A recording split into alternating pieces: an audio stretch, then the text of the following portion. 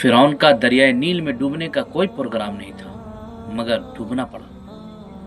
شداد اپنی جنت بنوا کر اس میں سینکڑوں سال تک عیاشیاں کرنے کا ارادہ رکھتا تھا، مگر دروازے پر پہنچ کر اس کی روح نکل گئی۔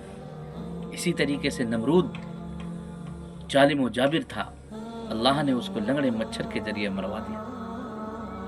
ہٹلر جو ارادے میں خطرناک تھا، ایسے حالات پلٹے کہ ہٹلر خودکشی کرنے پر مجبور ہو گیا۔ اسی لیے کہتا ہوں کہ اللہ تبارک و تعالی ظالم و جابر کو مہلت دے رکھا ہے۔ جب اللہ کی پکڑ آتی ہے تو سارا غرور، سارا گھمنڈ، سارا تکبر، ساری ہیکڑی نکل جاتی ہے۔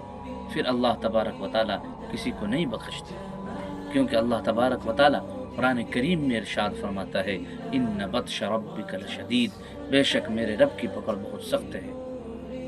تو اے لوگو، ظلم کرنے سے باز آ جاؤ، ظلم کرنے سے رک جاؤ۔